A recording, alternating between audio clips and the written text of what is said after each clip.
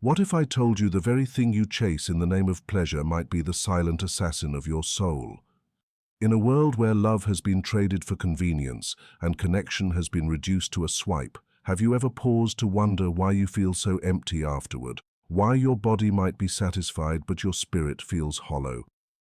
Imagine mistaking intensity for intimacy, passion for purpose, and climax for connection. Here's the truth most people avoid. When sex becomes a transaction rather than a transformation, it leaves behind not memories, but shadows. You laugh it off, saying, it's just casual, but what if what's dying inside you isn't casual at all? What if every night you surrender your body without meaning, you silence a deeper cry for something sacred? And here's the twist, this isn't a sermon about shame. It's a wake-up call to reclaim your soul before it's too numb to feel. But stay with me, because what you're about to hear might just explain why your heart keeps whispering in a room full of moans, and why no one is listening. Sex without emotional connection is not just a physical act stripped of affection. It is an unconscious decision to sever the deepest parts of ourselves from the very experiences meant to bind us. When the body engages but the heart stays silent, the soul begins to fracture. What appears pleasurable on the outside may actually be a form of psychological disintegration on the inside. This kind of intimacy, where eyes don't meet, emotions aren't shared, and intentions remain shallow, leaves a haunting silence in its wake. It may give a rush of dopamine, a momentary thrill, a feeling of validation, but afterward it often feels like something sacred has been spent without any return. This inner conflict arises because the human psyche is not wired for disconnection. It craves meaning, belonging, and wholeness. When our physical actions contradict our emotional needs, the soul begins to rebel. It doesn't do so with rage or violence. It does so with numbness, fatigue, anxiety, and an undefined ache that follows us even when we think we've moved on. Repeatedly engaging in sex without emotional grounding forces the psyche to split. One part of you feels alive in the act, but another part watches from a distance, quietly withdrawing. Over time, this distance grows, and suddenly you begin to feel like a stranger to yourself. You might wonder why you can't form deep connections, why you feel a void even when you're not alone, or why your confidence fades in moments when it should flourish. The answer is simple, yet confronting. Intimacy without emotion creates wounds instead of healing them. It gives the illusion of closeness, but builds walls within you that become harder to tear down. The soul speaks in symbols, in energy, in the quality of our presence. When sex is reduced to mechanical motion, the soul registers betrayal. It understands that the body has been offered, but the self has been withheld. And this dissonance, the split between body and soul, is where fragmentation begins. In that fragmentation, we begin to chase more of the same emptiness, hoping quantity will fix the absence of quality. But the more we chase, the less we feel. The more we indulge without depth, the further we drift from our core. This creates a cycle of compulsive disconnection, using sex to feel alive, only to feel more dead inside afterward. It becomes a ritual of self-abandonment disguised as empowerment. We tell ourselves it's freedom. We convince ourselves we are in control.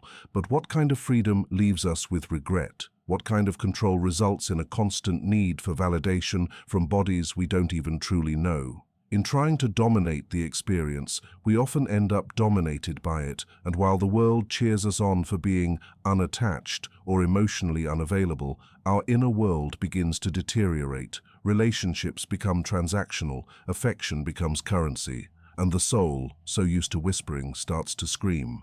There's a moment, often late at night or early in the morning, where the silence after such encounters grows louder than the pleasure ever was. It's in those moments you realize your body was touched, but your soul wasn't seen. And that's the tragedy of sex without emotional connection. It teases unity but delivers isolation. It suggests fulfillment, yet leaves a deeper hunger.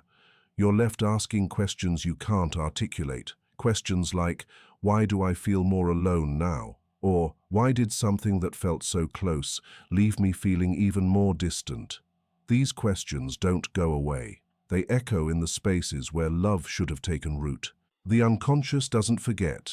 It stores every encounter, not as a memory, but as a symbol. And when sex becomes symbolic of worthlessness, rejection, or escapism, it becomes damaging at the archetypal level. The body may recover, the mind may rationalize, but the soul carries it forward, influencing future connections, decisions, and self-worth. You start choosing partners not based on alignment, but on emptiness, on who mirrors your own disconnection back to you. You stop seeking love and start settling for attention. You begin to fear depth because it exposes the cracks you've worked so hard to cover with desire. And this is where the spiritual injury takes place. This is where the self begins to disintegrate, not all at once, but piece by piece, every time you give yourself to someone who doesn't truly see you, not just see your body, but see you. Every time you silence your emotional truth for temporary acceptance, you fracture. Every time you ignore the voice that says, "This isn't enough," you drift further from your essence. This isn't a warning rooted in shame, it's a recognition of sacredness. Not all sex is sacred, but when it's stripped of emotional authenticity, it starts to rot the foundation of your inner life. You begin to doubt your worth, misread your needs, and confuse physical connection with personal meaning. The result isn't just dissatisfaction, it's psychic fragmentation, an unraveling of your inner wholeness that can take years to recognize and even longer to heal. Using physical intimacy to avoid emotional wounds may offer a brief illusion of healing, but beneath that surface lies a far more dangerous reality. The unconscious pain not only remains, it deepens. When someone chooses sex as a distraction rather than a genuine expression of connection, they're not addressing the wound, they're simply numbing it. And every time the pain is numbed without being processed, it buries itself deeper into the psyche, becoming more complex, more distorted, and more resistant to healing. What begins as a coping mechanism can quickly become a cycle of self-sabotage, where the very act meant to bring closeness actually creates more distance within oneself. There's a momentary escape in the heat of passion, but afterward, the silence returns, louder than before. It's in that silence where the soul speaks, and often it's crying out through confusion, sadness, or a vague sense of loss that's hard to name. The body may feel used, not necessarily by the other person, but by the self, used to run from grief, rejection, abandonment, or fear. This kind of intimacy becomes a mask, a costume worn to pretend everything's okay when, inside, there's a fracture that hasn't been acknowledged. Physical closeness without emotional presence is not healing. It's avoidance dressed up as connection. And the more it's repeated, the more it teaches the unconscious that suppression is survival. This leads to emotional callousing, where real vulnerability becomes nearly impossible because the nervous system has been trained to prioritize escape over engagement. The trauma stays alive, hidden, protected by lust, routine, or denial, until something forces it to surface, often in the form of anxiety, emotional shutdown, or even addiction to validation. Each encounter that bypasses emotional honesty becomes a subtle betrayal of the self. You may find yourself wondering why your relationships lack depth, or why you feel more isolated after being physically intimate with someone. The answer lies in the fact that the wound you're running from does not disappear in someone else's bed, it only changes clothes. And in changing those clothes over and over again, intimacy becomes transactional. It becomes something you do, not something you feel. The touch becomes mechanical, the affection performative, the experience hollow. Eventually, you might begin to believe that this hollowness is normal, that the emptiness you carry is just part of who you are. But it's not. It's the residue of suppressed emotion, unhealed trauma, and needs that were never spoken aloud. There is a danger in using people as medicine when you haven't even read the label of your own hurt.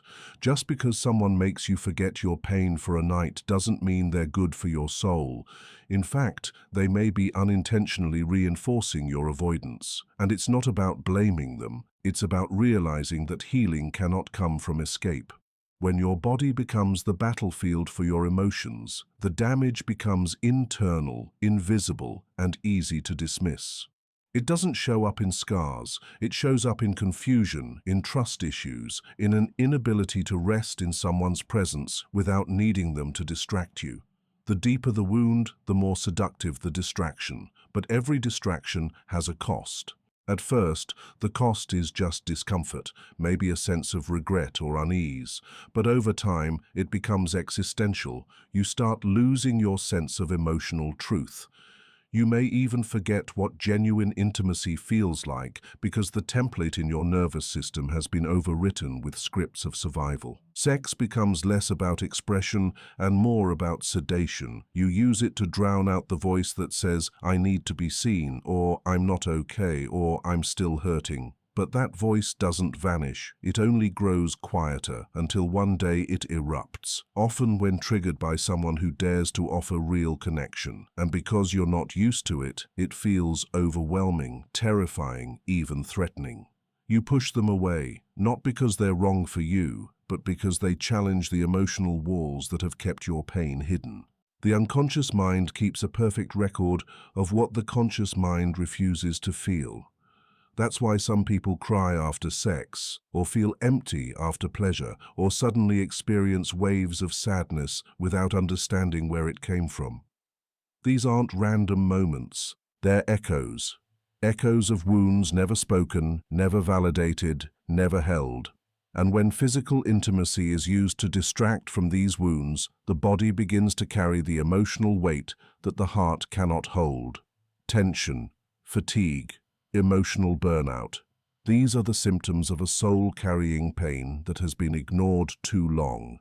True healing only begins when the intimacy becomes conscious, when the body is no longer used as a hiding place but as a bridge between the heart and the world. Until then, using sex to avoid emotional pain is like drinking salt water to quench thirst. It satisfies nothing and only deepens the need.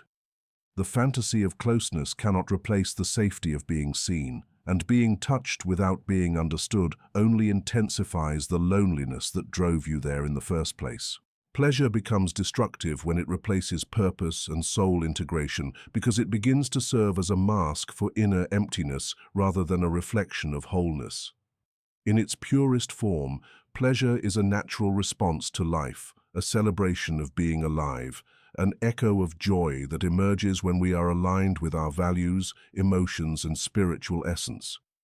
But when it is pursued in isolation, divorced from meaning, stripped of connection, it mutates into something hollow and compulsive. It no longer nurtures, it numbs. In a culture obsessed with instant gratification, pleasure has become the most accessible and socially approved form of distraction. And the more accessible it becomes, the more it tempts us to chase it without asking what we're sacrificing in return. Purpose fades into the background. The soul, hungry for depth, authenticity, and integration, begins to wither under the weight of superficial stimulation. What begins as a harmless indulgence easily transforms into a dependency. You tell yourself it's just fun, just comfort, just a release. But over time, those temporary highs become your default coping mechanism. You reach for pleasure when you're stressed, when you're bored, when you're lost. It becomes your answer to everything you don't want to feel. And with every repetition, the soul retreats further into silence. This is not because pleasure is wrong, but because without the grounding force of purpose and the guiding compass of soul integration, it becomes a counterfeit version of fulfillment. It offers the sensation of being alive without the substance. Like a beautifully decorated cake made of sand, it looks enticing but nourishes nothing. Soul integration means living from a place where all aspects of yourself, your desires, fears, wounds, dreams, are acknowledged and aligned. It's a state of internal coherence where the physical, emotional, mental, and spiritual parts of you speak the same language. When pleasure is pursued within this alignment, it deepens your experience of life. But when it becomes the only goal, disconnected from growth or self-awareness, it fractures that internal harmony. The pursuit becomes mindless. You stop asking why and start reacting on autopilot. And the more you operate from that place, the easier it becomes to lose touch with what actually fulfills you. Pleasure divorced from purpose also leads to identity erosion. You begin to define yourself by what feels good rather than what is true. You may start to feel successful, attractive, or powerful when you're receiving attention or stimulation, but that feeling fades quickly, leaving you emptier than before. The moments between highs become unbearable. That's when restlessness, anxiety, or even self-loathing creeps in, not because pleasure is inherently harmful, but because you've been using it as a substitute for meaning. It's like using sugar when your body needs nutrients. It satisfies for a moment, but weakens you over time. And as that weakness grows, your ability to connect with others and yourself diminishes. You may find that your relationships become shallow, your goals unfocused, and your inner voice increasingly distant. There's a deep cost to building a life around pleasure instead of purpose. The cost is clarity. When your compass is guided by sensation alone, you drift toward people who validate your desire but not your depth, toward experiences that excite your body but not your soul, toward choices that offer escape but no transformation. And the more you drift, the harder it becomes to return to your center. That center, your soul, isn't loud or dramatic. It whispers, it waits, and when it's ignored long enough, it stops showing up in your decisions and begins manifesting in your despair. You start to wonder why you feel numb despite having everything you thought you wanted. You question your own joy. You chase more intensity, hoping it will bring back the meaning that's been lost. But meaning cannot be faked. It cannot be replaced by intensity. Soul integration requires a kind of sacred slowness, a willingness to feel discomfort, to sit with emptiness, to explore wounds that pleasure can only temporarily silence. Purpose is not always thrilling, but it's anchoring. It keeps you rooted in your values, your calling, your truth, and when purpose holds your pleasure, it elevates it. The pleasure becomes sacred, life-affirming, and deeply connected to who you are. It becomes an extension of love, creation, healing, not an escape from your own reflection. When pleasure becomes destructive, it's not always explosive. Sometimes it erodes you quietly. It distracts you from doing the inner work. It makes self-reflection seem unnecessary. It tricks you into thinking happiness is just another indulgence away. But the truth always returns, in the quiet moments, in the aftermath, in the aching loneliness that follows overstimulation. The very thing that promised relief becomes the source of longing. And that longing, when ignored, festers. It becomes disconnection. It becomes existential fatigue. You wake up one day realizing you've built a beautiful life with no soul left in it. To reclaim your soul, you must become intentional. You must ask not just what brings pleasure, but what brings peace. Not just what feels good now, but what will feel right tomorrow. You must risk discomfort in order to rediscover direction, because a life that worships pleasure but abandons purpose is a life that celebrates the surface while the core rots in silence. The path to healing begins the moment you stop chasing sensations and start listening to what your soul has been trying to say beneath them all. The absence of love in intimacy severs the bridge between the body and the self because it reduces a sacred act to a mechanical transaction, stripping it of the emotional nourishment that binds human beings to their own essence. When physical closeness is not accompanied by genuine care, empathy, or emotional presence, it fractures the unity that is meant to exist between one's physical experience and their inner emotional world. The body may engage, respond, and perform, but the self, the core identity that seeks meaning, connection, and integration, remains untouched. Over time, this disconnect creates an internal split where the body becomes an object of use and the soul becomes a witness to its own exclusion. This fracture grows with each emotionally empty encounter, leaving behind a haunting sense of hollowness that is difficult to name but impossible to ignore. In such intimacy, there may be touch, but there is no being held. There may be closeness, but no real communion. The sensations of pleasure may be present, but they are not rooted in mutual reverence or recognition, and when love is absent, the experience fails to reach the deeper layers of the psyche that crave affirmation, safety, and belonging. The body may feel satisfied momentarily, but the self remains isolated, abandoned in the very moment where unity should occur. This abandonment is not always conscious. It happens quietly, like a soul turning away during a moment it had once called sacred. The person may not even understand why they feel more alone after being with someone, why they feel drained rather than nourished, or why they carry a weight of invisible sadness long after the intimacy ends. This disconnection is a kind of spiritual injury. It teaches the body to perform while teaching the self to disappear. With each act of intimacy that lacks emotional resonance, the body becomes more conditioned to separation. It becomes a tool for validation, a stage for performance, or a mask for loneliness. Meanwhile, the self grows distant, watching from behind emotional walls, retreating into numbness. Eventually, the body and the self stop communicating altogether. The language of intuition, vulnerability, and inner knowing is replaced with scripts of seduction, defense, and avoidance.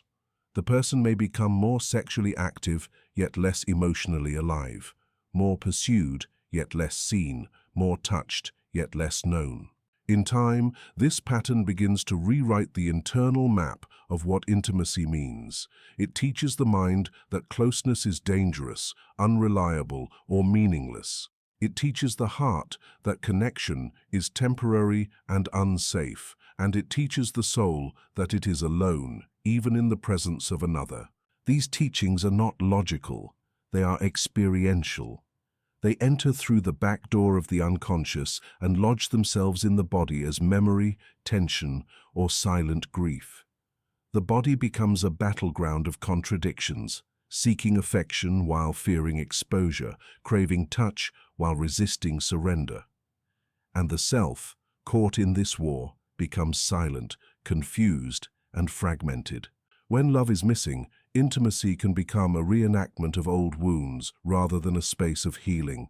It can replicate patterns of abandonment, rejection, or betrayal that were never resolved. Each touch without love becomes a reminder of unmet needs. Each night spent without emotional safety reinforces the belief that one must choose between connection and authenticity. And the cost of that choice is high. It's paid in the form of self-doubt, emotional exhaustion, and a deepening sense of disorientation. The person may begin to question their worth, not because they are unloved, but because the love they've received has lacked depth, presence, and sincerity. This severing of body and self doesn't just affect one's sense of identity, it affects their capacity to form meaningful relationships.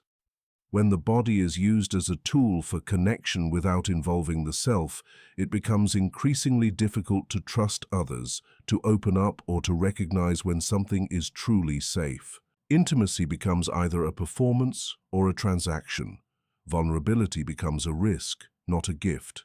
And eventually, the person may settle into relationships that reflect this internal disconnection, relationships that are based on convenience rather than care, chemistry rather than commitment, or desire rather than devotion.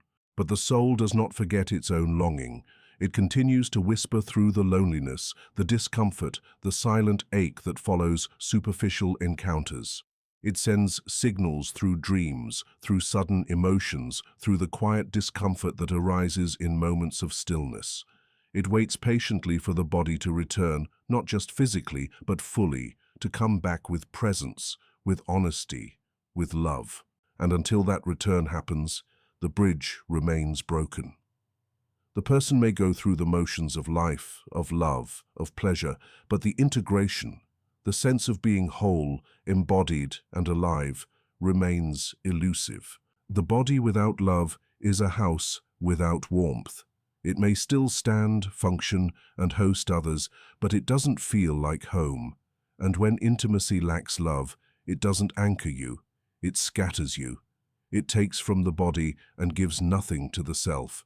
And in that exchange, the most essential parts of you begin to fade, not because you are weak, but because you were never meant to be divided from your own soul.